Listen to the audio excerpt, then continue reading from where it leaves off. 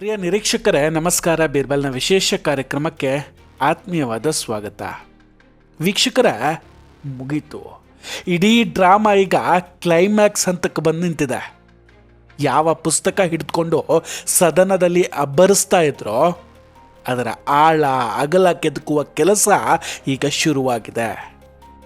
ರಾಹುಲ್ ಗಾಂಧಿ ಅವರ ಕೈಯಲ್ಲಿದ್ದ ಆ ನರವಣೆ ಪುಸ್ತಕಕ್ಕೆ ಹಾಗಾದರೆ ವಿದೇಶಿ ನಂಟಿದೆಯಾ? ದೆಹಲಿ ಪೊಲೀಸರ ತನಿಖೆಯಲ್ಲಿ ಬಯಲಾದಂತಹ ಸತ್ಯಗಳೇನು? ವಿದೇಶದಲ್ಲಿ ಕೂತ್ಕೊಂಡು ಭಾರತೀಯ ಸೇನೆಯ ವಿರುದ್ಧ ಇಲ್ಲಿ ಪಿತೂರಿ ನಡೀತಾ? ಇದೆಲ್ಲದರ ಬಗ್ಗೆ ಡಿಟೇಲ್ ಆಗಿ ಮಾತಾಡ್ತಾ ಹೋಗ್ತೀನಿ. ಅದಕ್ಕಿಂತ ಮುನ್ನ ನೀವಿನ್ನೂ ನಮ್ಮ ಬೀರ್ಬಲ್ ಚಾನಲನ್ನು ಸಬ್ಸ್ಕ್ರೈಬ್ ಮಾಡಿಲ್ಲ ಅಂದರೆ ಈ ಕೂಡಲೇ ಸಬ್ಸ್ಕ್ರೈಬ್ ಮಾಡಿ ಹಾಗೂ ಬೆಲ್ ಐಕಾನನ್ನು ಕ್ಲಿಕ್ ಮಾಡಿ. ವೀಕ್ಷಕರೇ, ನೀವೆಲ್ಲ ಸಂಸತ್ನಲ್ಲಿ ನಡೆದ ಹೈಡ್ರಾಮಾವನ್ನು ನೋಡಿರ್ತೀರ. ರಾಹುಲ್ ಗಾಂಧಿ ಅವರು ಇನ್ನೂ ಪ್ರಕಟ ಆಗದೇ ಇರುವಂತಹ ನರವಣೆ ಪುಸ್ತಕವನ್ನು ಹಿಡಿದುಕೊಂಡು ಮೋದಿಜಿ ಮೇಲೆ ಆರೋಪವನ್ನು ಹೊರಿಸಿದ್ರು. ಆ ಪುಸ್ತಕ ಪ್ರಕಟವಾಗುವ ಮೊದಲೇ ರಾಹುಲ್ ಗಾಂಧಿ ಅವರು ಲೋಕಸಭೆಯಲ್ಲಿ ಅದರ ಬಗ್ಗೆ ಚರ್ಚೆ ನಡೆಸೋದಕ್ಕೆ ಕೂಡ ಮುಂದಾಗಿದ್ರು. ಸರ್ಕಾರ ಇನ್ನೂ ಪ್ರಕಟ ಆಗದೇ ಇರುವಂತಹ ಪುಸ್ತಕದ ಬಗ್ಗೆ ಚರ್ಚೆ ಮಾಡೋದಾದರೂ ಹೇಗೆ ಸಾಧ್ಯ ಅಂತ ಪ್ರಶ್ನೆ ಮಾಡಿದಾಗ ರಾಹುಲ್ ಗಾಂಧಿ ಅವರು, ಇಲ್ಲ, ಇದು ದಿ ಕಾರ್ವಾನ್ ಅನ್ನೋ ಮ್ಯಾಗಝಿನ್ನಲ್ಲಿ ಬಂದ ಲೇಖನ ಅಂತ ಹಿಡಿದುಕೊಂಡು ವಾದವನ್ನು ಮಾಡ್ತಾರೆ. ಅಷ್ಟಕ್ಕೂ ಈ ಲೇಖನವನ್ನು ನರವಣೆ ಅವರ ಪುಸ್ತಕದ ಆಧಾರದ ಮೇಲೆಯೇ ಬರೆಯಲಾಗಿದೆ ಅಂತ ಕಾರ್ವಾನ್ ಪತ್ರಿಕೆ ಕೂಡ ಹೇಳ್ಕೊಂಡಿತ್ತು. ಸೊ ಸುಮಾರು 7-8 ದಿನಗಳಿಂದ ಈ ಗಲಾಟೆ ಗದ್ದಲ ನಡೀತಾನೆ ಇತ್ತು ಸಂಸತ್ನಲ್ಲಿ. ಇಂಟ್ರೆಸ್ಟಿಂಗ್ ವಿಷಯ ಏನಂದರೆ, ಈ ಟೈಮಲ್ಲಿ ಪುಸ್ತಕದ ಪ್ರಕಾಶಕರಾಗಿರುವಂತಹ ಪೆಂಗ್ವಿನ್ ಇಂಡಿಯಾ ಅಥವಾ ಸ್ವತಃ ಜನರಲ್ ನರವಣೆ ಅವರು ಈ ಬಗ್ಗೆ ಯಾವುದೇ ಸ್ಪಷ್ಟನೆಯನ್ನು ಕೊಡದೆ ಮೌನವಾಗಿ ಬಿಟ್ಟಿದ್ರು. ಇದು ತುಂಬ ಅನುಮಾನಕ್ಕೆ ಕೂಡ ಕಾರಣ ಆಗಿತ್ತು. ಆದರೆ ಈಗ ದೆಹಲಿ ಪೊಲೀಸರು FIR ದಾಖಲಿಸಿದ ಮೇಲೆ ಪೆಂಗ್ವಿನ್ ಇಂಡಿಯಾ ಮೌನವನ್ನು ಮುರಿದು ಬಿಟ್ಟಿದೆ. ನಾವು ಈ ಪುಸ್ತಕವನ್ನು ಇನ್ನೂ ಪ್ರಕಟಿಸಿಯೇ ಇಲ್ಲ ಅಂತ ಹೇಳ್ಕೊಂಡು ಬಿಡುತ್ತೆ. ಅಷ್ಟಕ್ಕೆ ಮುಗಿದಿಲ್ಲ ನೋಡಿ. ಅದಾದಮೇಲೆ ಇನ್ನೂ ಒಂದಷ್ಟು ಕತೆಗಳೀಗ ತೆರೆದುಕೊಳ್ತಾ ಇದೆ. ದೆಹಲಿ ಪೊಲೀಸರಿಗಿದು ಸಾಧಾರಣವಾದ ಕೇಸ್ ಅಂತ ಅನಿಸೋದಿಲ್ಲ.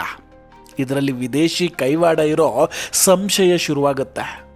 ಸೊ ದೆಹಲಿ ಪೊಲೀಸರು ಈ ಪ್ರಕರಣವನ್ನು ಗಂಭೀರವಾಗಿ ಪರಿಗಣಿಸಿ ಪೆಂಗ್ವಿನ್ ಪ್ರಕಾಶನಕ್ಕೆ 15 ಪ್ರಶ್ನೆಗಳನ್ನು ಕೇಳಿದ್ದಾರೆ. ಜೊತೆಗೆ ಅವರ ಕಚೇರಿ ಕೂಡ ಭೇಟಿ ನೀಡಿ ತನಿಖೆಯನ್ನು ನಡೆಸ್ತಾರೆ.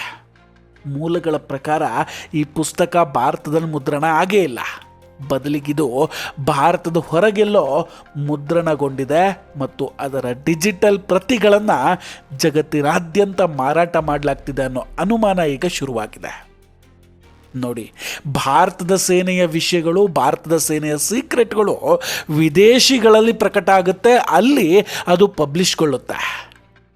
ಎಂಥ ವಿಪರ್ಯಾಸ! ಅದನ್ನು ಹಿಡ್ಕೊಂಡು ಬಂದು ನಮ್ಮ ವಿರೋಧ ಪಕ್ಷದ ನಾಯಕ ಸಂಸತ್ನಲ್ಲಿ ಚರ್ಚೆಯನ್ನು ಮಾಡ್ತಾರೆ. ವೀಕ್ಷಕರ, ಇನ್ನೊಂದು ಶಾಕಿಂಗ್ ಸತ್ಯ ಏನು ಗೊತ್ತಾ? ಈ ಪೆಂಗ್ವಿನ್ ಪ್ರಕಾಶನ ಮೂಲತಃ ಯುನೈಟೆಡ್ ಕಿಂಗ್ಡಮ್ನದ್ದು.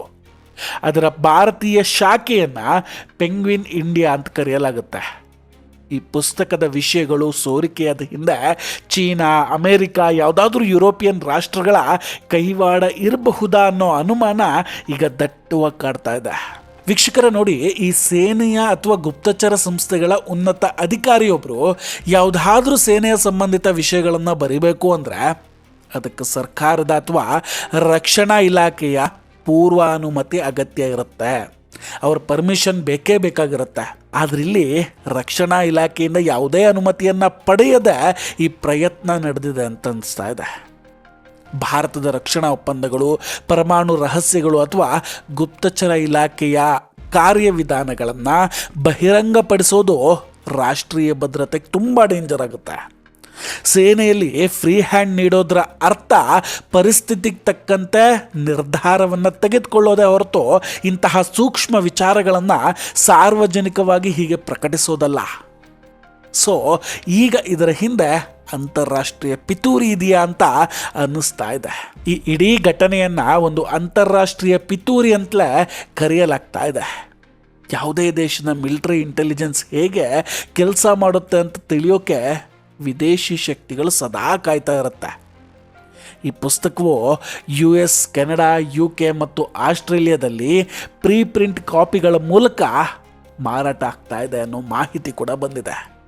ಅಲ್ಲದೆ ಈ ಪುಸ್ತಕಕ್ಕೆ ISBN international standard book number ಕೂಡ ಸಿಕ್ಕಿದೆ ಅನ್ನೋದು ತನಿಖೆಯಲ್ಲಿ ಬಯಲಾಗಿದೆ. ಈ ಸಂಖ್ಯೆಗೆ ಅರ್ಜಿ ಸಲ್ಲಿಸಿದವ್ರು ಯಾರು ಮತ್ತು ಅದನ್ನು ಮಂಜೂರು ಮಾಡಿದ್ಯಾರು ಅನ್ನೋದು ಈಗಿರುವಂತಹ ದೊಡ್ಡ ಪ್ರಶ್ನೆ.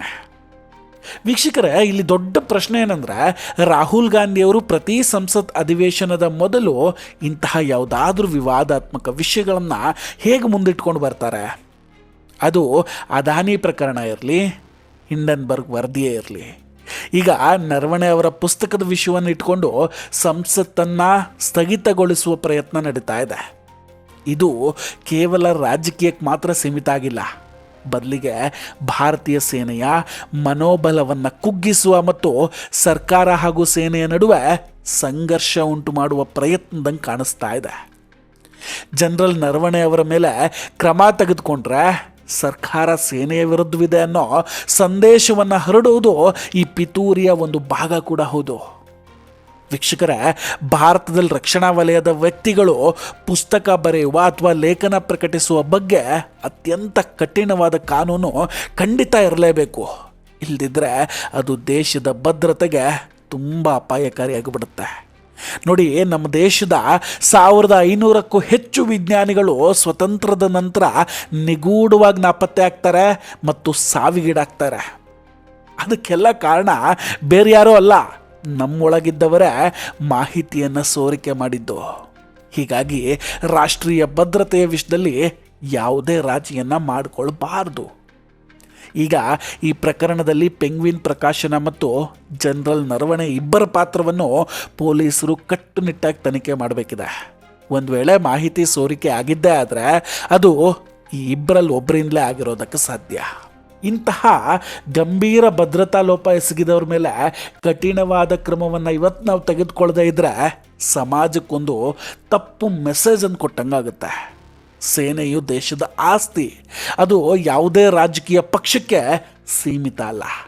ಈ ಇಡೀ ಪ್ರಕರಣ ಕೇವಲ ಒಬ್ಬ ವ್ಯಕ್ತಿಯ ಅಥವಾ ಒಂದು ಪ್ರಕಾಶನದ ತಪ್ಪಲ್ಲ, ಇದು ದೇಶದ ಸುರಕ್ಷತೆಯ ಪ್ರಶ್ನೆ ಆಗಿದೆ. ಇದನ್ನು ಎಲ್ಲರೂ ಅರ್ಥ ಮಾಡ್ಕೊಳ್ಬೇಕಿದೆ. ವೀಕ್ಷಕರೇ, ಇದೆಲ್ಲದರ ಬಗ್ಗೆ ನಿಮ್ಮ ಅಭಿಪ್ರಾಯ ಏನು? ದಯವಿಟ್ಟು ಕಮೆಂಟ್ ಮಾಡಿ ತಿಳಿಸಿ. ನಾವು ಕೊಟ್ಟಂತಹ ಮಾಹಿತಿಗಳು ನಿಮಗೆ ಇಷ್ಟ ಆಗಿದ್ದರೆ ವಿಡಿಯೋವನ್ನು ಲೈಕ್ ಮಾಡಿ ಹಾಗೂ ಶೇರ್ ಮಾಡಿ. ಇನ್ನೂ ಕೂಡ ನಮ್ಮ ಬೀರ್ಬಲ್ ಚಾನಲನ್ನು ಸಬ್ಸ್ಕ್ರೈಬ್ ಮಾಡಿಲ್ಲ ಅಂದರೆ ಈ ಕೂಡಲೇ ಸಬ್ಸ್ಕ್ರೈಬ್ ಮಾಡಿ ಹಾಗೂ ಬೆಲ್ ಐಕಾನನ್ನು ಕ್ಲಿಕ್ ಮಾಡಿ. ನಮಸ್ಕಾರ, ಟೇಕ್ ಕೇರ್ ಆ್ಯಂಡ್ ಬಾಯ್ ಬಾಯ್. ಮತ್ತೆ ಭೇಟಿಯಾಗೋಣ. ಜೈ ಹಿಂದ್.